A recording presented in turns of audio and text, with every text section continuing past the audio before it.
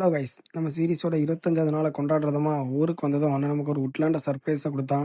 சரி, அதையும் வாங்கிட்டு இன்னைக்கான நாளை கடினமாக மாற்றலான்னு சொல்லிட்டு ஸ்கூலுக்கு போய் கொஞ்சம் ஆர்ம் பண்ணிட்டு அப்படியே அங்கேருந்து நேராக தோட்டத்துக்கு கிளம்பியாச்சு.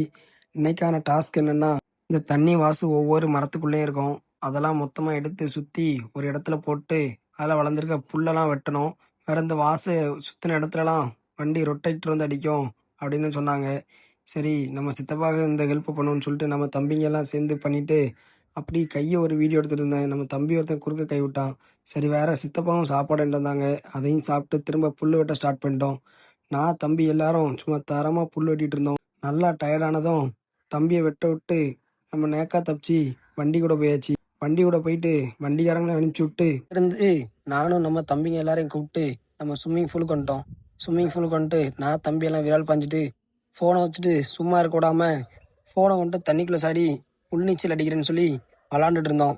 அப்போ தான் நம்ம தம்பி ஒருத்தன், உனக்கு எனக்கும் உள்நீச்சல் போட்டி வச்சுக்கலான்னா நம்ம சும்மா விடுவோமா, உள்நீச்சலே சும்மா பட்டையை கிளப்பிட்டோம். அங்கேருந்து நேராக வீட்டுக்கு வந்தா நம்ம அம்மா நமக்காக ஆசையாக கடம்பு காய்ச்சி வச்சுருந்தாங்க. அதையும் சாப்பிட்டு ஹேர் கேர் பண்ணான்னு சொல்லி முடி வெட்டுற கடைக்கு போயாச்சு. முடியை வெட்டிட்டு அடுத்த ஷிஃப்டாக நண்பர்களோட குளிக்க போயிட்டு சும்மா ஃப்ரெண்டு பெல்ட்டி பேக் பெல்ட்டின்னு தரமாக அடிச்சுட்டு சாயங்கால நேரத்தில் நம்ம தெருவில் உள்ள நண்பர்களோட சும்மா கொஞ்ச நேரம் கலாச்சி விளாட்டு வீட்டுக்கு போயிட்டு 2 சப்பாத்தி சாப்பிட்டு நாளை முடிச்சுக்கிட்டேன். By guys.